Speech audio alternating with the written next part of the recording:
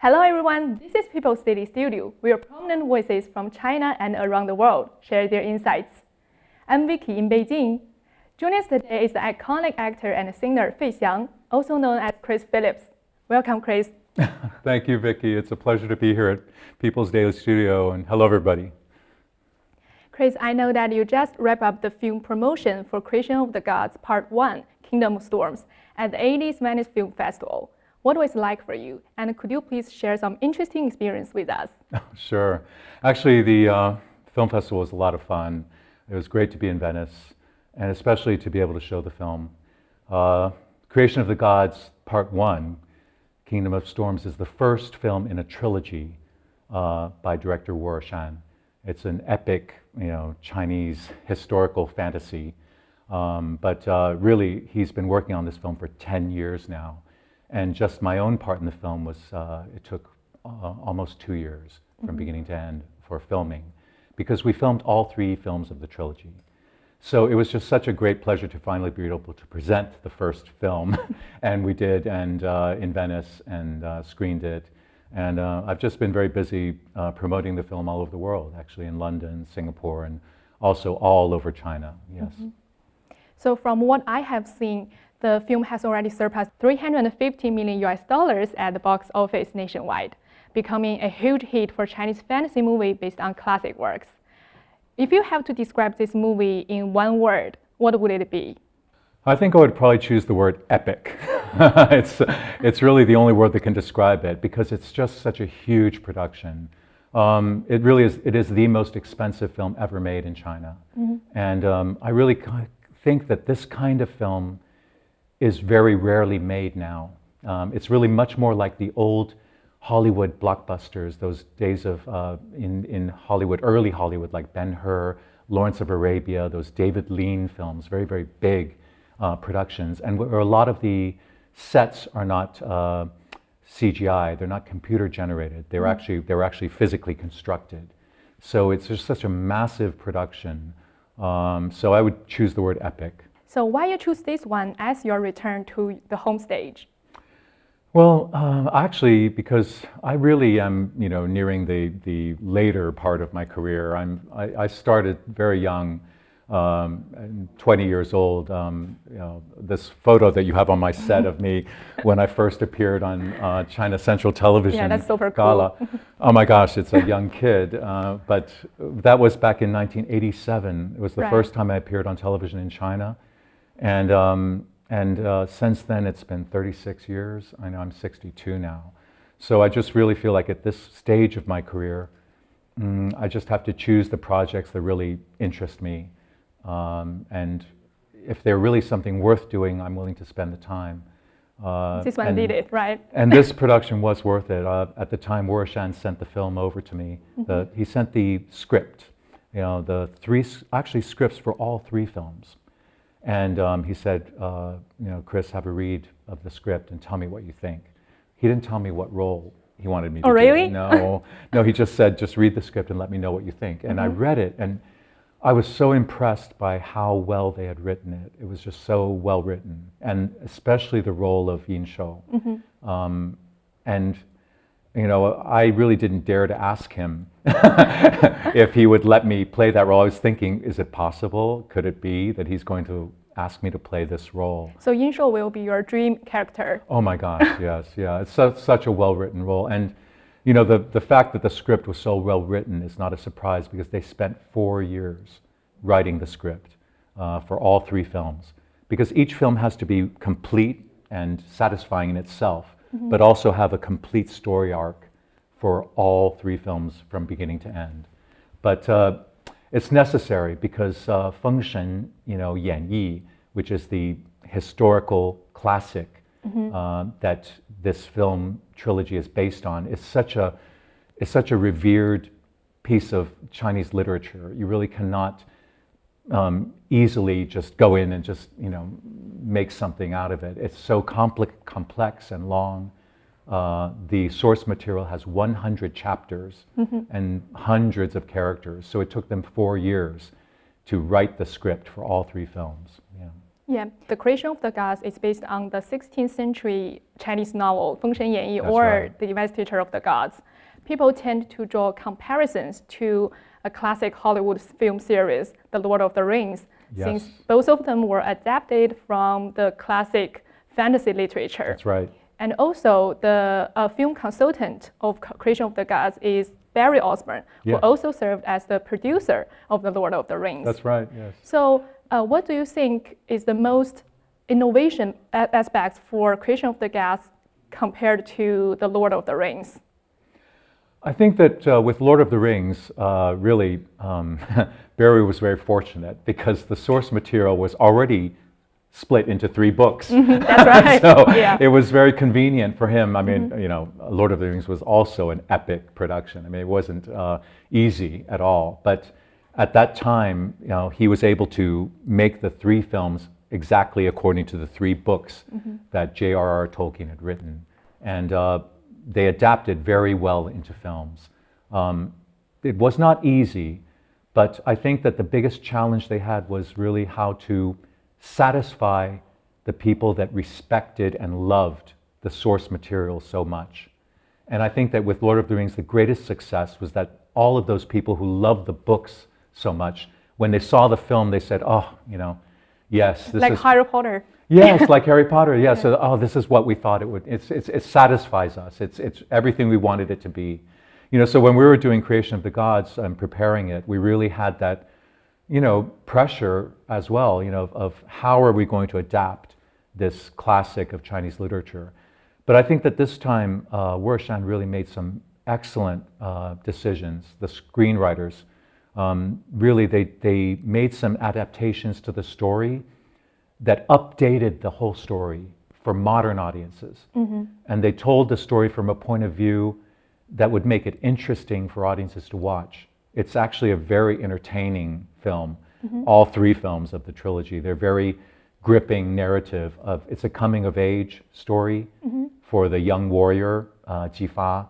And it's also a story about my character, the king, and how he meets the fox demon, which is Daji, the woman who changes his life and helps him achieve his deepest ambitions, which is to become king, and then how he changes when he does become king. So I think that all of these very human stories, the relationships in the families between the young warrior Jifa and his father, my relationship with my son, who is the prince, you know, and these father-son relationships are very, very much integrated into the story. And so they make the story really universal for any audience anywhere in the world. They can see the story, even though it's all Chinese history, Chinese literature, and fantasy characters, but the core of the story, the emotions, are still what everyone understands, which is love,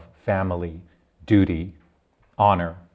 Yeah, I think you just answered my next question actually. Oh. Why this globally oriented movie so successful? You just mentioned that, right? Well, you know, the film has been a great success in China. I'm so happy because, as you said, the box office has been amazing. I mean, $350 million US, and it's been very, very widely accepted in China by the audience as a good adaptation, really good.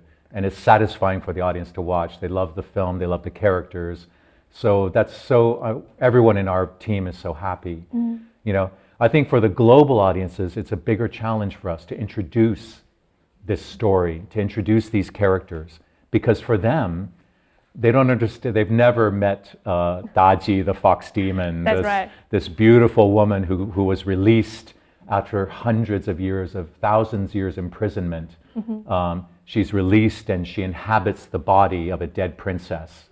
And then she comes into my life, the king's life.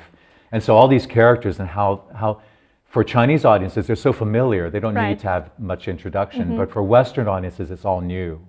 So I think that's the biggest challenge for us. So you think this kind of success, is that replicable?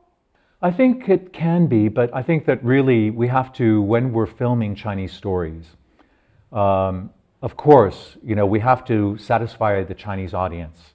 They have to be happy watching the film. But I do think that Chinese film needs to be more international. It needs to think more about how are we going to let the world understand China? How are we going to let the world understand Chinese people? And what are our values? What are the things that we dream about? You know, I think that these are the best things for film to convey. I mean, I've never been to many countries in the world, but I feel like I know them because I've watched movies about them. You know, so I think that film is such a great tool for communication and for helping China in particular. I think needs to introduce more of its people and its values to the world through channels like film. How do you perceive this kind of immersive filming and production method? I think that it's great. It's very, very time consuming, and it's also expensive. You know, so that's why I said in the beginning when we were just starting to describe the project, why it's such an epic project, because this kind of expense, this kind of scope of project is virtually not seen anymore. I think that now everybody's very budget conscious and time conscious, you know, so really whatever's going to be quick and going to make more money, you know, that's what they want. You know, so something like this is really unheard of these days. It really, you know, nobody would say they set up a huge training school for the young actors and having them train for 8 months before even the first, shot. Yeah. You know, so I think that kind of ambition, but you know what? This is the way that filmmaking used to be. It used to be like this. And the other added benefit is that you're training talent. You're actually creating more talent. So all of these young actors now, they have skill sets that are going to be able to be used for all the Chinese films they make in the coming, for them, 30, 40 years. You know, it's going to be an amazing thing for them. You know, so I think that maybe not every film can afford this kind of production, but I think that the idea of maybe for preparing for a project, to be able to train actors, to train the people that have to be, it's actually a learning experience. It's good for everyone. So we have a lot of real actors, not celebrities, right? They really are. I really think it's funny because they became true actors over the course of filming. And they really did such a great job in the film. When you're watching the film, you just can't believe they're unknowns. Yeah. They just are so amazing. They're so professional. Naran, who plays my Fox Demon, I say my Fox Demon. That's true. That's totally true. You know, she is mine. You know, but she is the Fox Demon in the film, and she's just so amazing in the film. Her physical training, all the work she did in terms of improvisation, of how to play a fox who had inhabited a human body. And what would that be like? You know, she really did a lot of work. Yeah, with a lot of details. With lots of detail, but it pays off because when you see the film, you can't believe, you know, that these were unknowns. And I'm just so proud of them, yeah. So do you plan to continue acting or you have any other goals to pursue in the future? You know, I don't know. You know, I really did think that possibly I keep waiting for like musical theater in China to have like a great kind of like generation of songwriters. Like what we need is a Chinese Andrew Lloyd Webber to come along, right? Yeah, you know, we need it. like Yeah, need it. Because you know, I was fortunate enough in my career, you know, early when I went to New York, I was able to work with Andrew Lloyd Webber, not only in New York but in London, and to actually be able to sing his songs, Phantom, Sunset Boulevard, Jesus Christ Superstar, to sing these great works with him. And I really have, you know, I really still feel like there could be much more that could be done in musical theater in China if there would be like talented composers and songwriters, lyricists able to come up with great original work. So maybe a project like that will come along and I would say, okay, you know, maybe that would be interesting to do. I don't have to be the lead. I can just play the lead's father or grandfather. I'd be happy with that. You know, as long as I have maybe just one good song to sing, I'd be happy with that, you know. Can you still have a shortcut of the 歌剧魅影, the Phantom? Oh, I don't know, you know. Actually, it's amazing because last night I actually went to the Chinese language production of Phantom, which is currently touring in China. And it's such a great thing because it was a dream, you know, not only for myself but also for Lord Andrew Lloyd Webber to have this this great work of musical theater and one of his classic works translated into Chinese. And so it's actually the realization of a dream, you know. So I was quite emotional watching the show, you know. And I do think that there's a great future in China, not only for musical theater, but also for film as well. There are going to be there's already great filmmakers, great screenwriters working on all kinds of projects all the time. So maybe there's a role in there somewhere for me, and something that would be interesting, and I'll do it. Yeah, I haven't heard the Chinese language of the Phantom. Definitely need to see it, right? It's gorgeous, yeah, and they do such a great job, yeah. Sure. So Creation of the Gods Part 2 is slated for next summer. Can you give us a sneak peek for some exciting things? It's actually going to be just as epic as the first film, and it's going to be actually much more complex in some ways, because the first film was a lot about introducing all the characters. So the second film, then things get darker and more difficult, not only for the young warrior Jifa, but also for the king and his fox demon. Right. Everything gets more difficult. So actually, in some ways, it's natural. In a trilogy, there's going to be the introduction of everyone in the first film. The second film is where everything happens. Everything gets more difficult. All the story really expands. And then the third film is the resolution. Yeah, like with good translation, right? Yes. Okay. So that's today's interview. Thanks for sharing, and I'm so glad to have you today. Thank you, Vicky. Thanks so much. Sure. Thank you.